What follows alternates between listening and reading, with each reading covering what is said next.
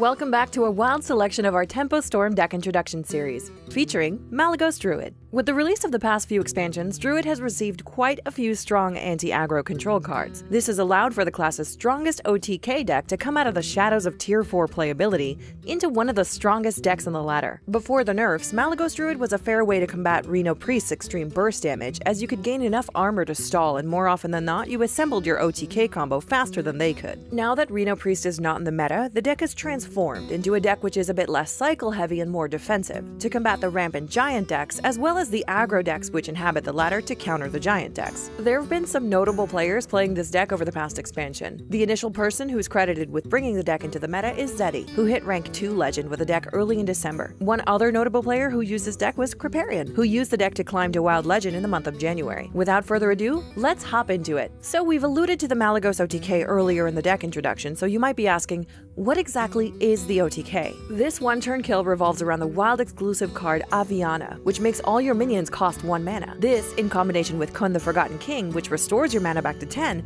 allows you to cheat out Malygos alongside duplication effects and burn your opponent out from extremely high health with normally harmless spells like Moonfire and Living Roots, along with the occasional swipe or two. Now that we know what the OTK is, how do we pull it off? Well, most matchups on the ladder at the moment can be split into 3 different categories when considering your game plan as Malygos Druid: control decks, aggro decks, and giant decks. Malygos Druid is in its prime when playing against control decks, as this is where the full OTK shines. The game plan against decks like Big Priest, Reno Lock, and Reno Mage is to try and ramp as fast as possible, then play Ultimate Infestation for extreme card draw. From there, it becomes a race to stall out the game until you can draw into your combo. Against aggro decks, your OTK plan goes out the window, as you rarely ever finish off a game with the full combo. In these types of matchups, against decks like Aggro Shaman, Burn Mage, and any type of Paladin, you'll want to utilize the core of the control Druid shell to maintain board control and armor up out of range of any burst spells or minion buffs. In this matchup, playing your combo pieces independent of each other is almost always necessary.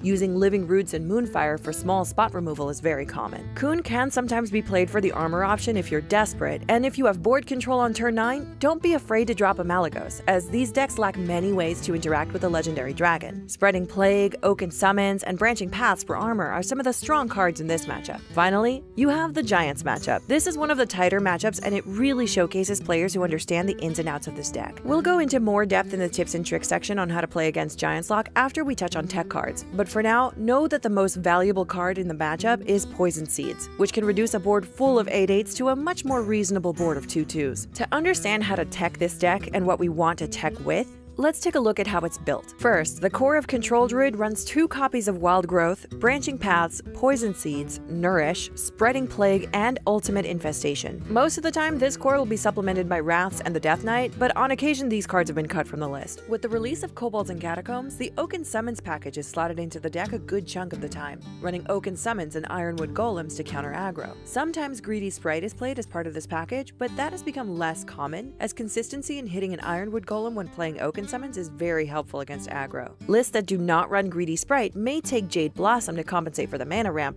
but the extra card ramp cards fall into the tech slots of the deck and are not as needed because the list is very tight. When the Oaken Summons package is run, the lesser Jasper Spellstone is also often included, as the amount of burst armor gained in the deck hits a critical mass when it's present. As an alternative to the anti-aggro Oaken Summons package, there's also a mill package that can be included to tech against a meta with little aggro and a lot of control and giant stacks. This runs Cold Light Oracle and Naturalize to capitalize on taking advantage of your opponent's large hand size to make them burn cards, as well as helping you cycle. This package sees minimal play on the ladder at the moment, but in tournament play where you can ban decks, it can be very useful. With regards to the OTK combo, there are 10 cards that can be considered core: Aviana, Kun, Malygos, 1 copy of Faceless Manipulator, and 2 copies of all the burn spells: Moonfire, Living Roots, and Swipes. In metas where more damage is needed, decks have run a 2nd copy of Faceless Manipulator and/or Ixlid, but they don't seem to be needed at the moment because it increases the amount of draw that you need to assemble your full combo, as you're as likely to draw a 2nd duplicator as a key combo piece. However, running 2 copies allows you to be more flexible with the combo pieces throughout the game. Faceless Manipulator has extra utility in the deck, as it can copy your opponent's strong minions as well as your Malygos,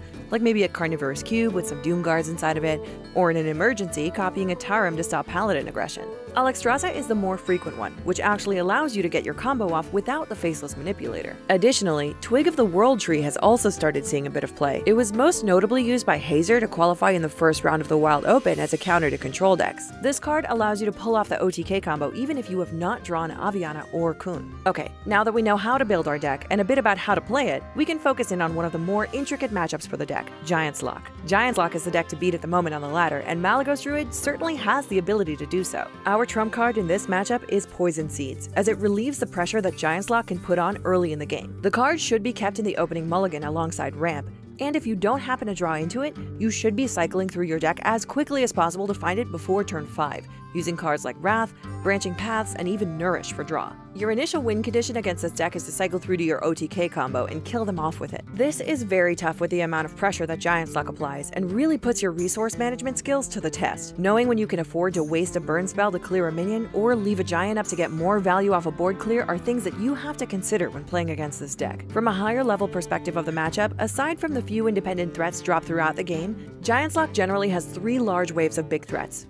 2 of them led by Naga, and the third being Gul'dan bringing back demons. Your main game plan against this matchup is to cycle through your deck and ultimately assemble your combo before the third wave of threats is dropped. Assuming that you hit your Poison Seeds before their first wave of big threats hits the board, you should be able to pull this off. This showcases the delicate balance of playing for removal and cycling to pick up the combo. Poison Seeds should help you weather the first 2 waves of threats, and hopefully you can draw through your deck to hit your combo before the third wave comes down. One neat play that turns the momentum of the game is Poison Seeds and Spreading Plague against an opponent's full board. This ultimately stalls out your opponent and prevents them from getting any minion damage in on the next turn. One thing to be wary of is a turn 10 Naga plus Giants plus Lothab play, as this stops most of your counterplay. In order to survive after a turn like this, you need to play Poison Seeds, then take the 8 to 14 damage from the Treants. Hopefully, if you can survive that, you'll have assembled your OTK by the next turn, or have a Spreading Plague to stall until you do. With the strength and the tools that Druid has stored up over the past few years, there's no surprise that a controlled Druid deck besides J Druid has taken a step into the spotlight. This core is so strong at the moment that new archetypes are starting to be experimented with on the Legend ladder,